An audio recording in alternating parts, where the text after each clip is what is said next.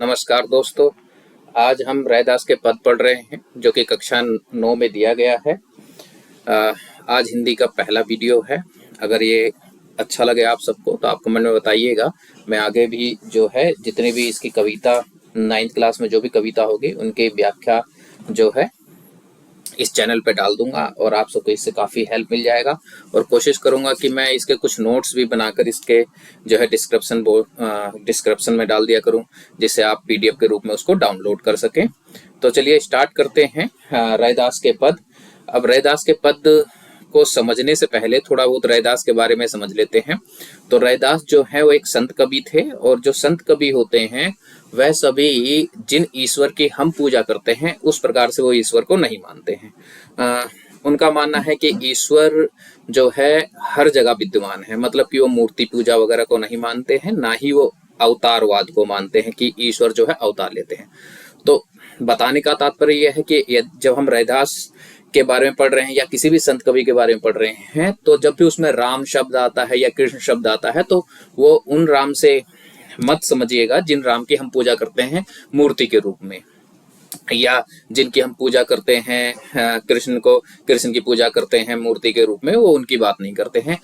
जो संत होते हैं उनका मानना ये होता है कि भाई जो ईश्वर है हमारे अंदर ही विद्यमान है, वो अवतार वगैरह नहीं लेते हैं। तो इसलिए जब भी संतों की बात आएगी और जब भी किसी भी भगवान का नाम आएगा, राम या कृष्ण किसी का भी आएगा, तो आप सबको ये ध्यान रखना है कि वो सिर्फ ये मानते हैं कि हमारे अंदर है, क्योंकि वो राम शब्द का इस्तेमाल इसलिए करते हैं क्योंकि वो नाम जपने पे भरोसा रखते हैं। तो नाम जपने को ही वो पूजा मानते हैं, इसलिए उनके राम अलग हैं और जो हम मूर्ति पूजा करते हैं हमारे राम अलग हैं।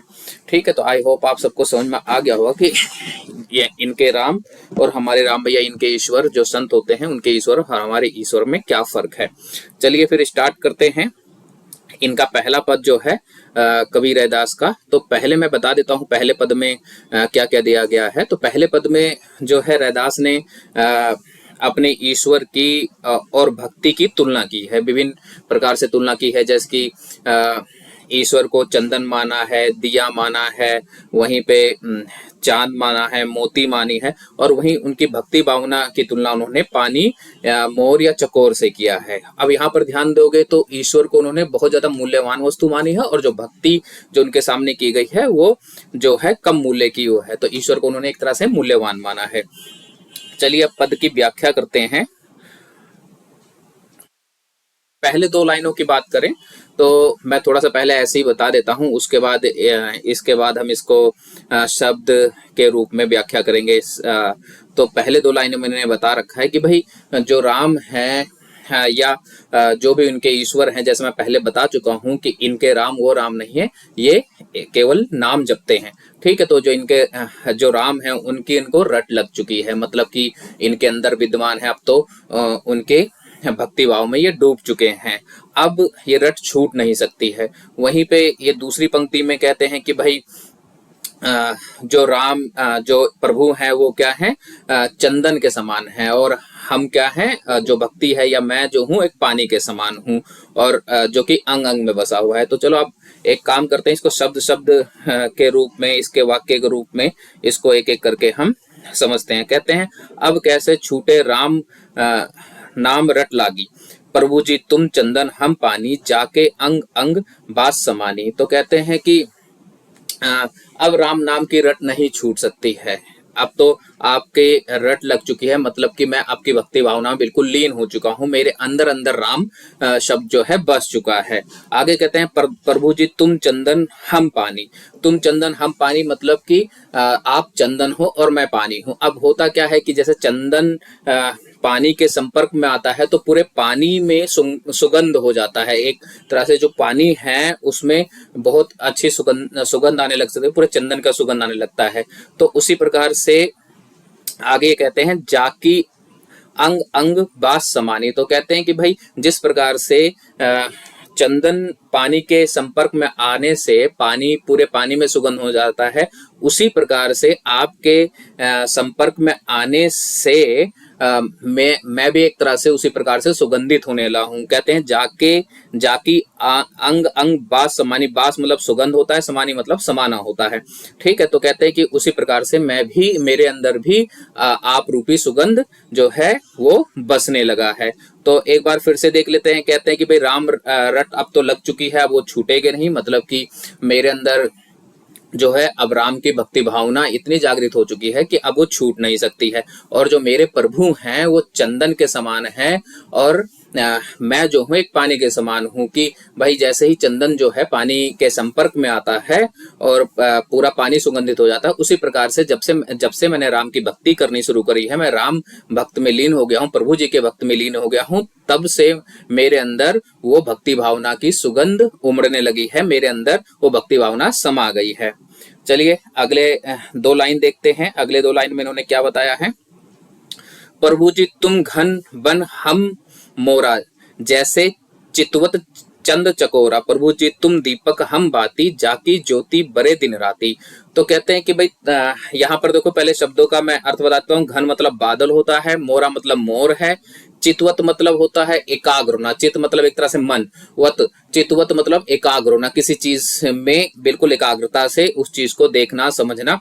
ठीक है, चंद चकोरा, चंद मतलब यहाँ पर चंद्रमा से है, चकोरा एक पक्षी है जो कि चंद्रमा से बहुत प्रेम करता है, वो हर टाइम चंद्रमा की तरफ ही देखता रहता है। दूसरी लाइन में देखो, प्रभु जी तुम दीपक हम बाती, तो दीपक मतलब दिया से है, जाकी ज्योति, ज्योति मतलब ज्योति जलने से है, बरे बरे मतलब जलना, दिन राती, दिन राती का मतलब आप सबको पता ही है। तो कहते हैं प्रभु जी तुम घन बन हम मोरा, जैसे चितवत चंद चकोरा। तो कहते हैं कि प्रभु जी आप घन हो, आप बादल हो। जब क्या होता है कि जब बादल छा जाते हैं तो मोर को बहुत ज्यादा खुशी होती है। आप सबने सुना ही होगा, मोर जो है बरसात के मौसम में जो है नाचते हैं। तो इस प्रकार से उन्होंने यहाँ पर प्रभु जी को एक बादल बोला है, अपने ईश्वर को बादल बोला है और अपने आप को मोर बोला है कि आपके दर्शन पाने से जिस प्रकार से मोर खुश हो जाता है, उसी प्रकार से मैं भी खुश हो जाता हूँ, मैं भी नाचने लगता हूँ, जैसे चितवत चंद चकोरा।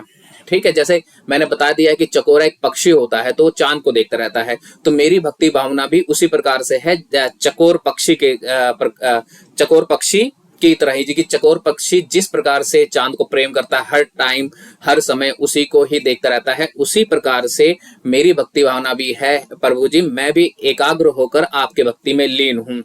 तीसरी लाइन देखते हैं, प्रभु जी तुम दीपक हम बाती, जाकी ज्योति बरे दिन राती। तो कहते हैं प्रभु जी आप दीपक हैं, मैं बाती हूँ, जिस प्रकार से जो बाती होती है वो जलती रहती है, उसी प्रकार से मैं आपके प्रेम को पाने के लिए जल रहा हूँ। मतलब प्रभु जी आप के भक्ति भाव में मैं इतना लीन हूँ कि मुझे आपके प्रेम की आवश्यकता है, मैं आपके प्रेम पाने के लिए दिन रात जो है जलता रहता हूँ। अब देखिए आगे के 2 लाइनें हैं इस पद में, प्रभु जी तुम मोती हम धागा, जैसे सुनहि मिलत सुहागा, प्रभु जी तुम स्वामी हम दासा, ऐसी भक्ति करे रैदासा। तो पहले मैं इन शब्दों के अर्थ बता देता हूं। तो मोती मतलब आप सबको पता ही है, धागा मतलब पता ही है, सुनहि मतलब सोना होता है, सोना पहनने वाला वो सोना, सुहागा मतलब एक तरह का लिक्विड होता है, एक द्रव्य पदार्थ होता है जो सोने को चमकाने के काम आता है। तो कहते हैं प्रभु जी तुम मोती हम धागा, तो कहते हैं प्रभु जी आप मोती हो और मैं एक धागे के समान हूँ। धागे का समान, अब उसमें होता क्या है, देखो जब किसी धागे में मोती को पिरोया जाता है तो वो उस धागे का भी अपने आप में मूल्य बढ़ जाता है, तो जो धागा होता है वो भी अपने आप में मूल्यवान हो जाता है। तो यहाँ पर रैदास प्रभु जो है वो कहते हैं प्रभु जी आप मोती हैं, मैं धागा हूं, आपके भक्ति भाव में लीन होने से, आपको पाने से मेरा भी एक तरह से मूल्य बढ़ गया है। जैसे सुनहि मिलत सुहागा, जिस प्रकार से सोने को जो है सुहागा मैं बता चुका हूं एक द्रव्य पदार्थ होता है, तो जिससे सोना चमकाया जाता है, तो जिस प्रकार से सोने को जो है सुहागा चमकाता है, उसी प्रकार से आपकी भक्ति भाव में लीन रहने से मैं चमकने लगा हूं, आपके प्रेम पाने से मैं चमकने लगा हूं। आगे कहते हैं प्रभु जी तुम स्वामी हम दासा, हे प्रभु आप स्वामी हैं और मैं तो दास हूं, ऐसी भक्ति करे रैदासा। तो रैदास कहते हैं हे प्रभु आप स्वामी हैं और मैं जो हूं आपका दास हूं। तो ये जो है पहला पद था जिसमें आपकी 2, 4, 6 लाइनें हैं जिसको मैंने आपको समझाने की कोशिश की है। यहाँ पर कुछ मैंने शब्दों के अर्थ भी लिख रखे हैं, बाकी शब्दों के अर्थ मैंने जो है बीच बीच में बता दिया था जब भी मैं उसको शुरू करता था। तो सेकंड पद देखते हैं, इसके दूसरे पद में क्या कहा है। मैं थोड़ा सा आपको ओवरव्यू दे देता हूँ कि इसमें क्या कहा गया है। तो ये दूसरे पद में जो रैदास हैं वो कहते हैं कि मेरे प्रभु जो हैं वो सभी को एक समान मानते हैं, दीन दुखियों पे वो कृपा बनाकर रखते हैं और सभी उनके लिए समान है। और इसी चीज को इन्होंने इन पद में जो है, जो आपका दूसरा पद है, इसमें दिखाया है। अब वो कहते हैं ऐसी लाल तुझ बिन कौनो करे, गरीब निवाजू गोसाया मेरा माथे छत्रु धरे। तो यहाँ लाल मतलब स्वामी होता है, गरीब निवाजू मतलब गरीब का उद्धार करने वाला, और गोसाया मतलब भी स्वामी होता है। तो कहते हैं कि आपके अलावा है प्रभु, रैदास कहते हैं है प्रभु, आपके अलावा ऐसी और कौन कृपा कर सकता था जो कृपा आपने किया है। मतलब कि आपकी कृपा, पहली लाइन में कहते हैं कि आपकी कृपा सदैव मेरे ऊपर बनी रहती है। दूसरी लाइन में कहते हैं गरीब निवाजू गोसाया मेरे माथे छत्रु धरे। तो कहते हैं कि भाई मैं, आप तो गरीबों का उद्धार करने वाले हो, और उस उद्धार के परिणाम स्वरूप आपने मेरे माथे पर भी छत्रु मतलब मुकुट रख दिया है। अब इससे क्या हुआ कि एक तरह से रैदास जो है बताना चाह रहे हैं कि आपने गरीबों का भी उद्धार किया है। ठीक है, अब आगे देखिए, दूसरे अगले दो पंक्तियों में कहते हैं जाकी छोटी जगत को लागे, तापे तो ही डरे। तो कहते हैं कि भाई पहले क्या होता था, छुआछूत बहुत ज्यादा था। भाई लोग जो है सावर्ण और शूद्रों में बटे हुए थे। तो ये मानते थे कि भाई शूद्रों ने सावर्ण को अगर छू लिया तो भ्रष्ट हो गए। तो उसी चीज को ये कहते हैं जाकी छोटी जगत लागे। ठीक है, जिनकी छोटी जगत को लग जाती है, लागे तापे तापर तू ही डरे। तो मतलब उसके ऊपर भी आप कृपा बना कर रखते हैं, मतलब आपके सामने कोई भी ऊंचा नीचा नहीं है। ठीक है, तो ये इसी चीज को बताते हुए कहते हैं जाकी छोटी जगत कऊ लागे, तापर तू ही डरे। जिसकी छोटी लगने से छूने से लोग भ्रष्ट हो जाते थे, उसके ऊपर भी आपकी कृपा बनी है। नीचहू ऊंच करे मेरा गोविंद कहूं ते ना डरे। तो कहते हैं कि मेरे गोविंद तो ऐसे हैं जो नीच हैं उनको भी ऊंचा कर देते हैं। नीच मतलब जाति से नीच, गरीब और ये सब। ठीक है, तो उनको भी ऊंचा कर देते हैं। मेरे गोविंद जो है, मेरे ईश्वर जो है, वो किसी से नहीं डरते हैं। तो मैंने इससे पहले ही आप सबको इसके इंट्रोडक्शन में बताया था कि जब भी राम शब्द आएगा या गोविंद शब्द आएगा तो इनके गोविंद या राम शब्द सिर्फ नाम है। आप इसको अवतार मत समझना कि भाई कृष्ण ने अवतार लिया या राम ने जो अवतार लिया था, वो नहीं है। ठीक है, अब आगे देखो, इनके आगे की 2 लाइनों में क्या कहते हैं कि नामदेव कबीरु त्रिलोचनु सधना सेनु तरे, कही रविदासु सुनहु रे संतहु, हरिज्यू ते सभे सरे।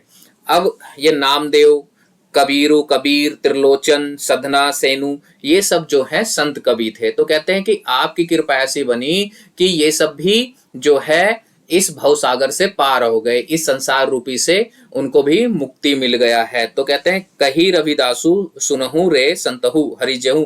अब यहाँ पर रविदासु मतलब रैदास से है, सुनहु मतलब सुनना होता है, संत मतलब संत, हरिजहु मतलब हरि जी मतलब प्रभु जी, सभे मतलब सब, सरे मतलब संभव।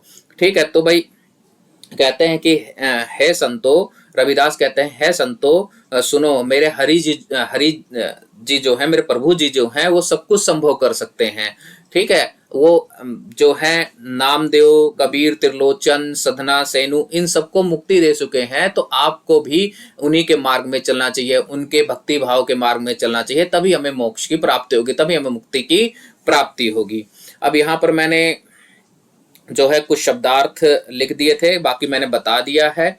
और ये आपका पद है, अगर आप सबको पसंद आए तो मुझे कमेंट बॉक्स में बताना। मैं आगे भी जो है 9th क्लास की जितनी भी कविताएं हैं उन सब की व्याख्या दे दूंगा। और मैं जल्दी ही इसके जो नोट्स होंगे, जैसे जो 9th क्लास में MCQ वगैरह आते हैं, इसके जो नोट्स होंगे वो सब मैं बनाकर PDF के रूप में जो है डिस्क्रिप्शन बॉक्स में लिंक दे दूंगा, आप वहां से उसको डाउनलोड कर लेना। तो चलिए आज के लिए इतना ही, धन्यवाद आप सबका।